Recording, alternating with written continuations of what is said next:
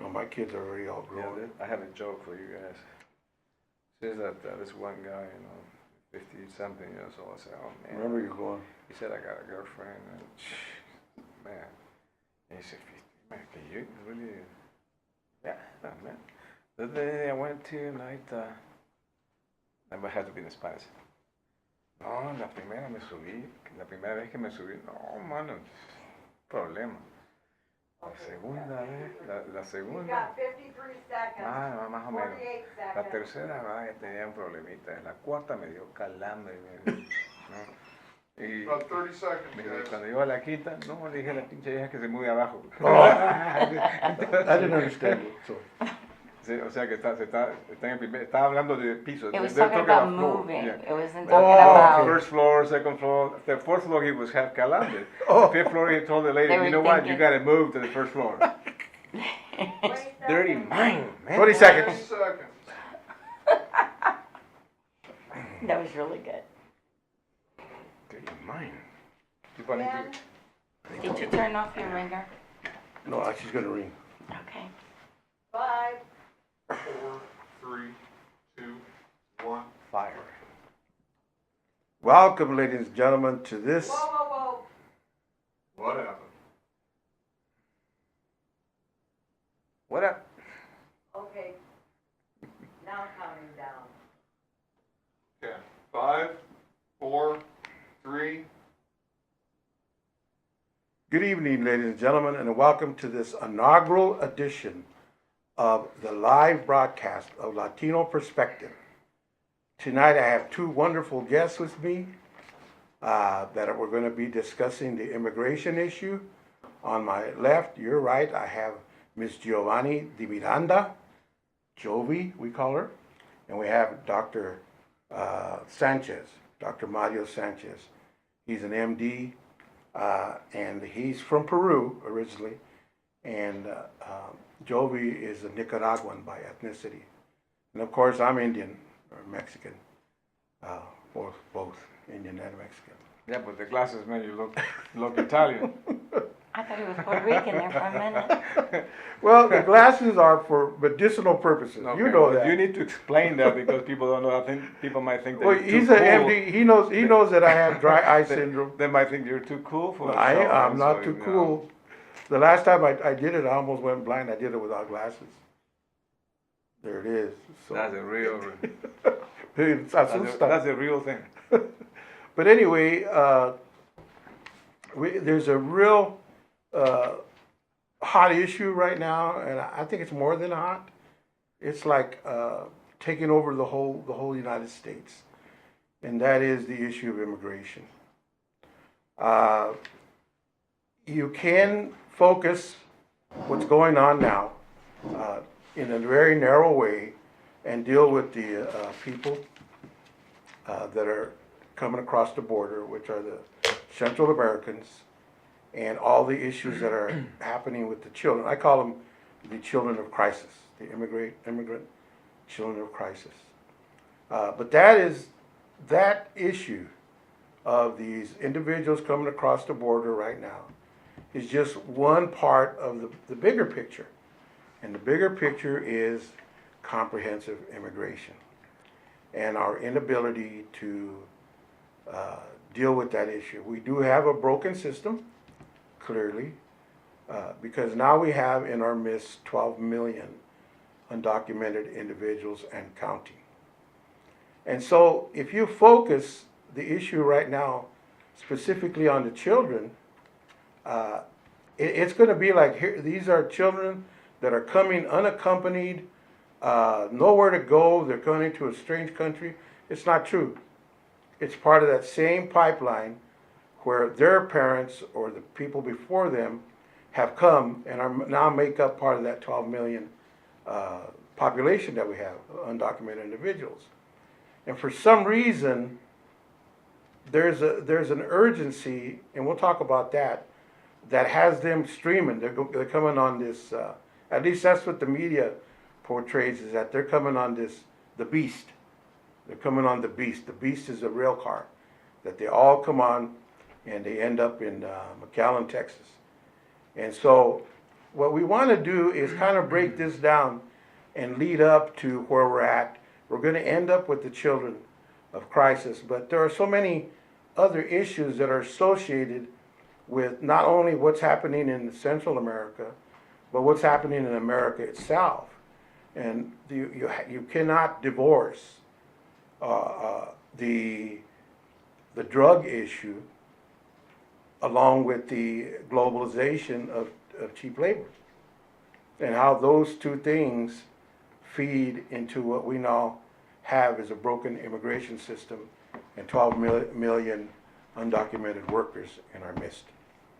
And so the first thing I'm going to do is I'm going to give Jovi an opportunity just to give a little opening statement. Jovi's from Nicaragua.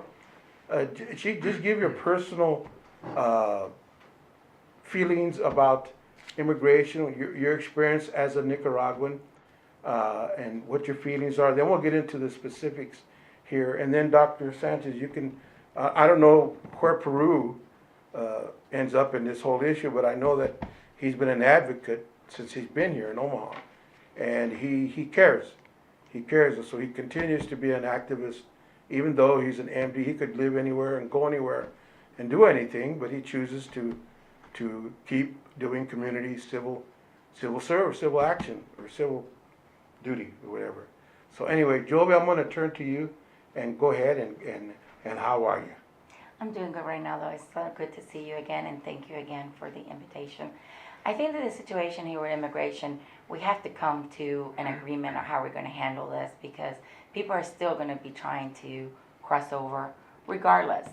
You know, what people need to remember is that when you live in a subdeveloping country, coming to the United States is like coming to Mecca.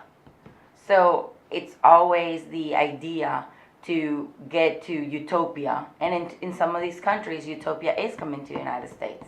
And even though we have our own issues here internally, when you come from a country that's so subdeveloped, where the average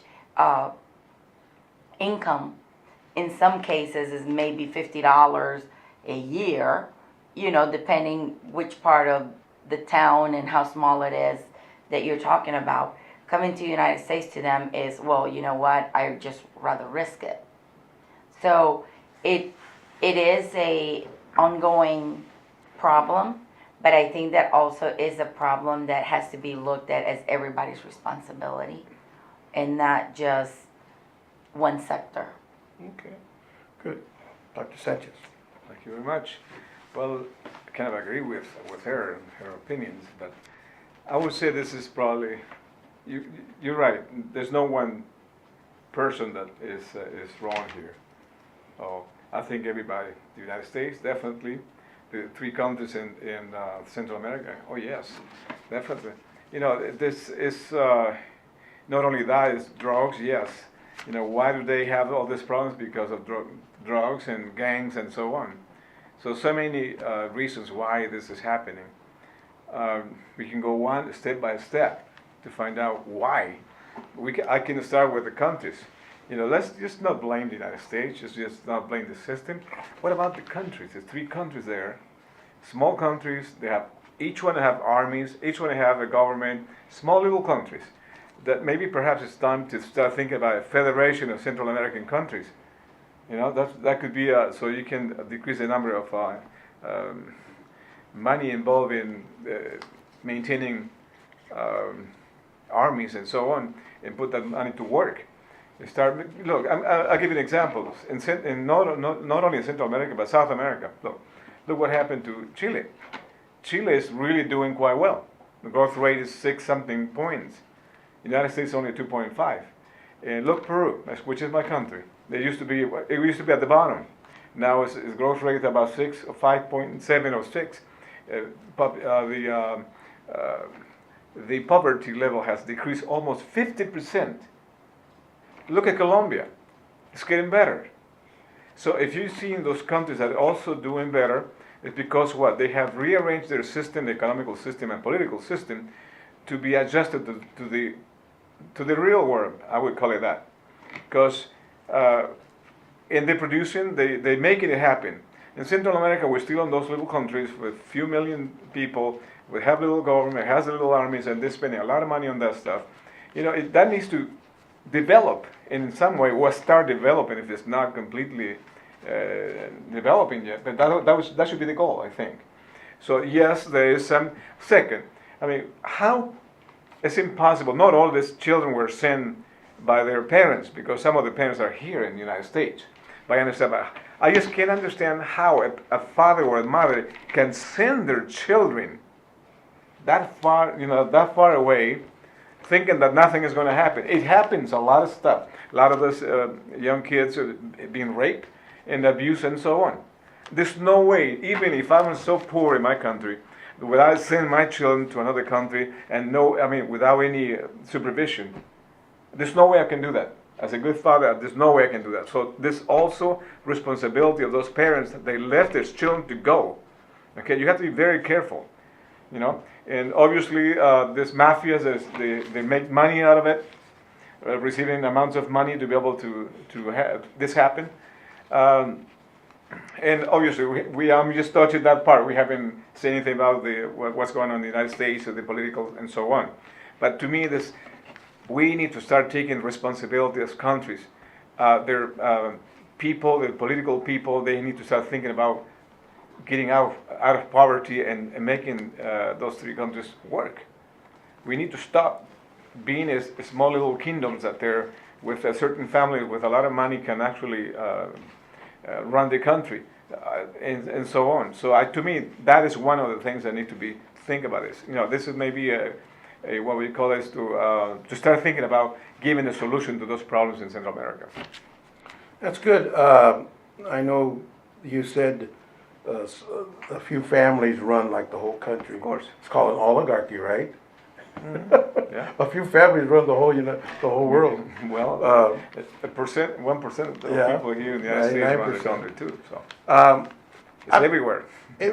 So let's hone in on this, the parents, and why would a parent send their children over another country and subject them to all this abuse? My question: would you do that? Well- Even if you completely, No, but would you do that? No, what I'm saying is, can we come up with a scenario where we would be in such desperate times that we would actually risk that for our children? I think that is assuming that the kids are coming here because of the parents. A lot of these countries have a high rate of children that are street children in their own country. So there's the education level doesn't go past third grade, or if you're lucky, if you're coming from the really small inside region, interiors of the country. So if you haven't been exposed to the regular things that comes with education, and all you know is the constant work in the field and all of that, and you happen to hear all those wonderful things that there might be something somewhere else, you can throw yourself at taking the risk. I'm not saying that everybody does that, but we have to look at the fact that not every parent is in a situation to have that. And in a lot of our countries, just like many other countries in the world, like in Asia and so forth, there's a lot of women having children after, a child after another child, and they go, 1 year, 2 year, 3 year, and then the very first child that might be 15 gets tired of being the parent to their siblings. And it's you can't judge everything. So yes, it's crazy to say that a parent is going to send their kids, but then we have to take in consideration what are the situations for those people in the country themselves. Regardless of that, would you send your children if you had that option? No, I would never send my Me children. neither. See, most likely you won't either. Well, you but have to be very. Obviously, not everybody. I'm sure some of those parents are here, and there was no other option. But let's We can't say all of them went the same way. There's differences there. Let's just take this step by step regarding the number of undocumented people we have here now. And it's manifested itself over, I think, since 1993. You could put actually a date on when Omaha, for example, their population grew from maybe a Hispanic population of about 15,000 to where now there's about 90 or 100,000 In in the metro area. metro area is exactly 59,435. For the Omaha area, In okay. the Grand Omaha is and the surroundings is 90,000. 90,000, yeah. So from, when you go from 15,000 or 20,000 to, I'm just gonna round up, to 100,000, that means that something happened somewhere, where Omaha became a destination, a city, and all of a sudden we find ourselves with a lot of undocumented individuals. Okay, so that manifests, so something happened. Now, not all of them are from Mexico, not all of them are from Central America, they're from all over. But something happened where people would seen the ability to come across the border illegally, let's say 60%, and come to Omaha to work. And they work at these tough jobs. What was it that motivated them to come? And I say it's globalization, it's cheap labor. So that's a reality. We're faced with a lot of undocumented people here. This is just another. This is a little different though. Well, but it's still part of.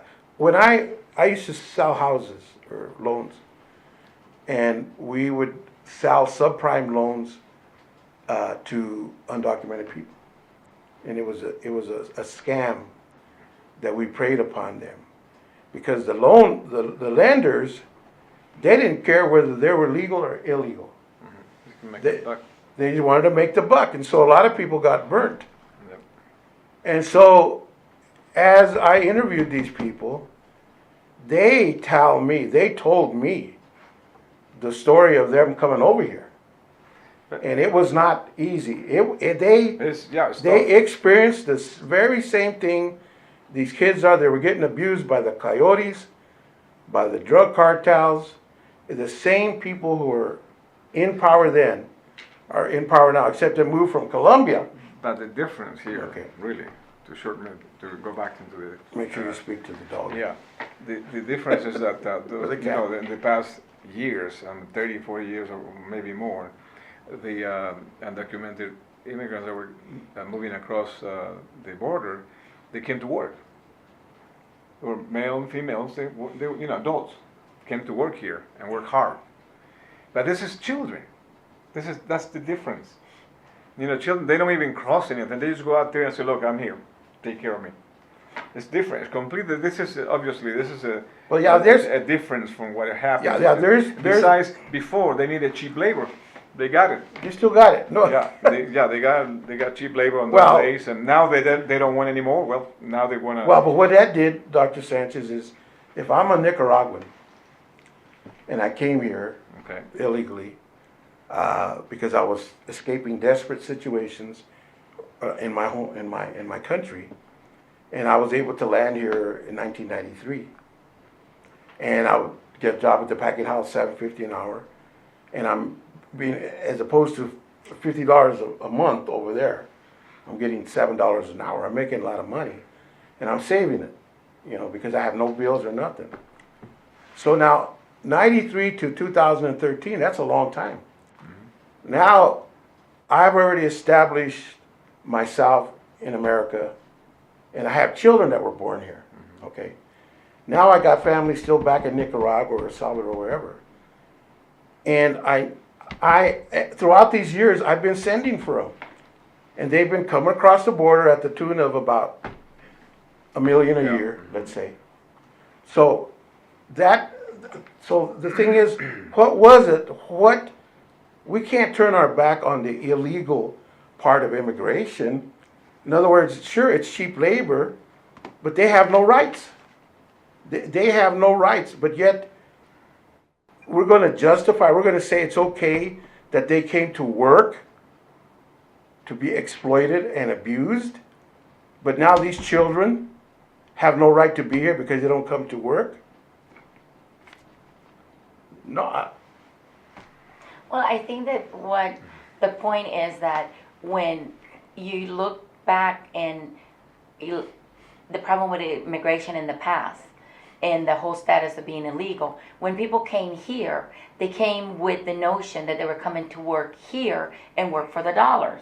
So where did you see the majority of the people go? California, where you have a lot of crops. When you're talking about Nebraska, well, I've talked to people from Guatemala and El Salvador, and I've asked them, why is it that you came so far away north? And they will say, because this is where they were building new stuff, this is where the jobs were now, this is where the cities were starting to develop.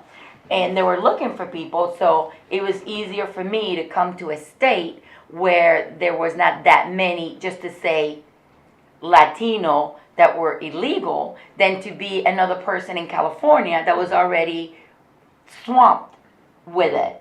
plus there's, If that makes any sense. Sure. Okay? And then we know how Spanish people are. Overall, most of the time, you kind of go when you know that there's people there that you can relate with. So you'll see some Salvadorians that I have met that have left California and ended up here, and I'll say, well, why did you leave California and come over here? And they said, because, you know, I would talk to so-and-so and so-and-so, and now there's a pretty nice, in the sense of numbers, nice colony of Salvadorians here. So they're finding more of their own support. but they're still illegal. And we're not debating that, but we're debating the difference of what did you see. Yes, there used to be a lot of people that came before, and they came with the idea that they came to work what was a lot of the crops and things, because in those countries, in our countries, that's what they you were know. needed. Right. And they were needed. But not only that, in Right. our country, that's what is known. That's what you do. You know, you're farmers, so you come here, that's what you do. You're not going to have someone like Dr. Sanchez. He's a doctor here. Yeah, he's one of the lucky ones. But a doctor from my country would not come here to try to be a doctor here, because to try to pass all the certification, and especially when you don't know the language, is a battle in itself. So what do you find? You find that people that are really professionals end up staying in their own country. What I would- Okay, yeah. but what gets filtered here are those people that don't have the education part, they're used to the manual labor, and then they say, what do I have to lose? Let me just get on this train and go forward. Okay, And now when you add to this, I'm the gonna- gang relation, Yeah, obviously it's a discussion. I'm going to ask you a little controversial question about, a topic for both of you to discuss about. Now, there's some Americans, you know, the percentage of Americans, I don't know, 25, 35% or something, that they think they have the rights to say, you know what, we don't want any more undocumented immigrants.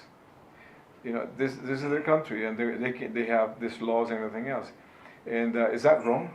I mean, or is it wrong to say no the way they're saying it now, or are they right? Do they have rights to say, you know what, we don't want any more undocumented immigrants? What do you think? I don't think that you are wrong to say, as a citizen of a country, to say, I don't want to deal with the type of issues that this huge wave is bringing into us. You know, as you said, the welfare system, all these other things that are happening, okay? I don't think so, because what you have to keep in mind is, I cannot jump from Nicaragua to Honduras just like I'm crossing the street, because we have borders.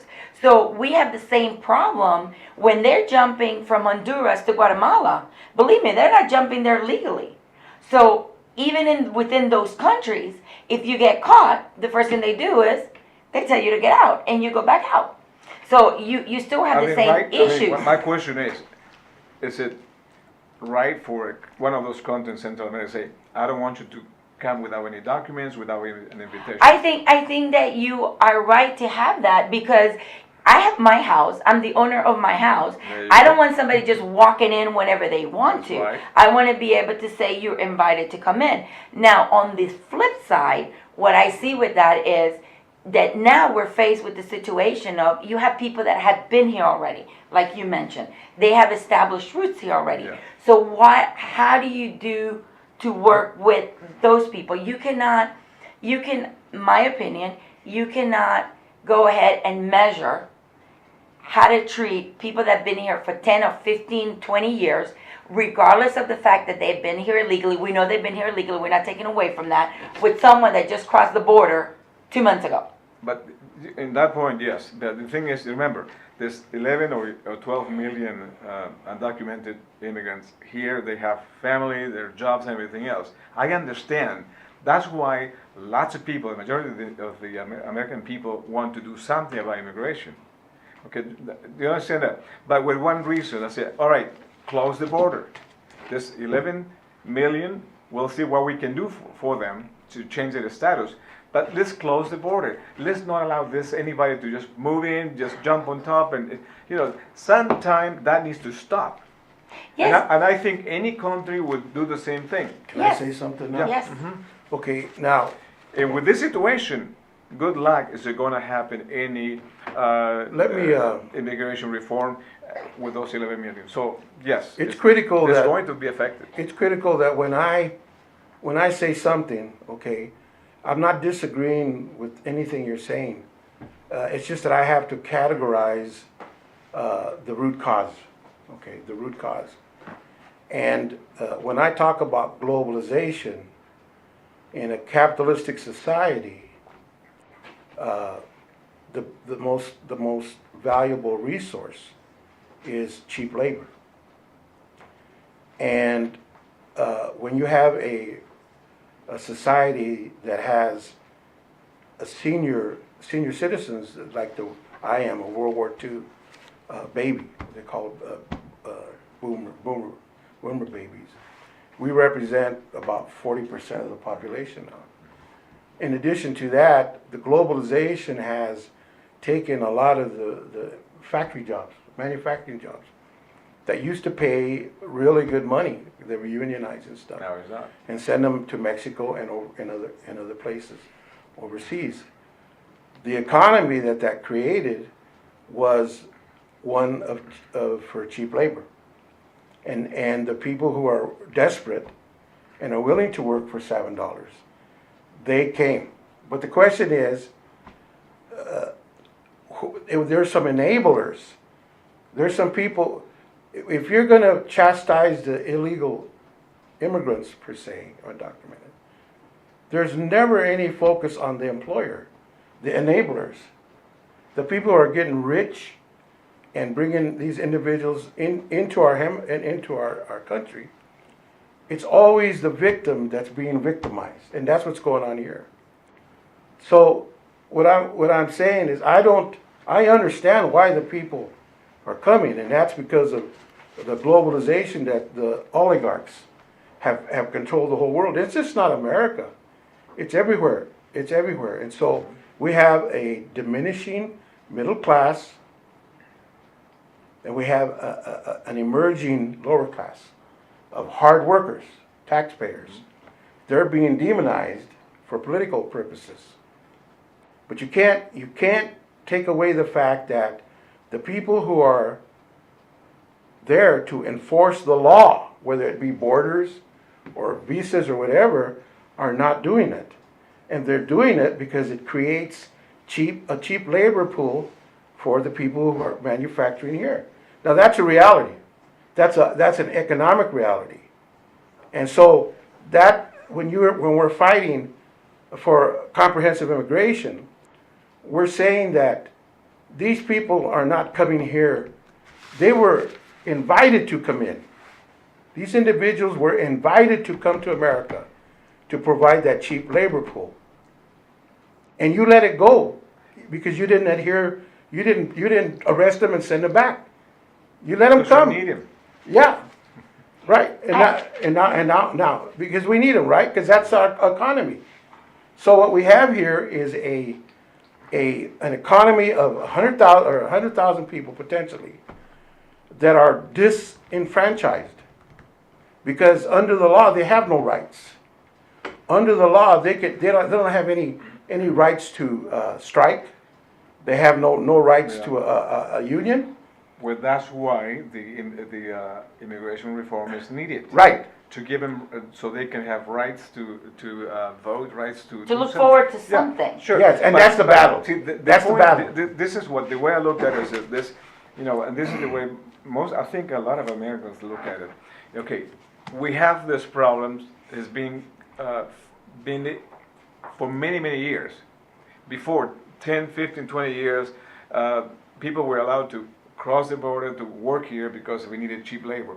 With globalization, that thing has changed, man. We don't need it as many anymore. The thing is, now there's 11 million that needs to be, they have problems with immigration problems, they need to be resolved. But a lot of people believe like me. I think they should do something about it. But there's one condition: they need to close the border. We can't just let, you know, you can't, truly. I mean, that's what happened, right? So if we don't do this, if we don't solve the situation with immigration, well, people are gonna keep coming and coming and coming. Okay, but that's, So I think a lot of people feel like that. Say, wait, let's stop this. Okay, the thing, what I defer, what I don't like is the way they reacting to that. But Like Doc- what you're seeing on TV, how Okay. they insult the now let's talk, children and so let's on. talk about the politics. The politics of the situation are that they are demeaning, they're demonizing these individuals so they can bring people out to vote. The right-wing zealots, the right-wing conservatives, they're gonna believe all of the hype. They're gonna believe that these people are here taking our jobs, we're having to, you know, they're on welfare and all that. And I just put out a study done by Oyas that shows that that's not true. And that we're contributing Well, almost $2 billion. That's the political part Right, of it. and I'm saying Yeah, that's- the right wing or that right side of the politics are doing that. So in November election, you have more upset But members of that party to come and vote in mass. That's the whole idea. I mean, that's politics. I got you. Now the same thing with the other party. You know, the other party, they don't want to do much of anything because they love it the way it is. Well, then- because as long as there's a problem of immigration, well, guess what? They're gonna be voting Democrat. No, So but see, that- both sides are No, really but you gotta playing separate, politics. but us as advocates, we have to be able to separate the politics from the reality. Sure. And that's up to us, we can't, Sometimes you can. no, but you as a truth teller, Reality is no,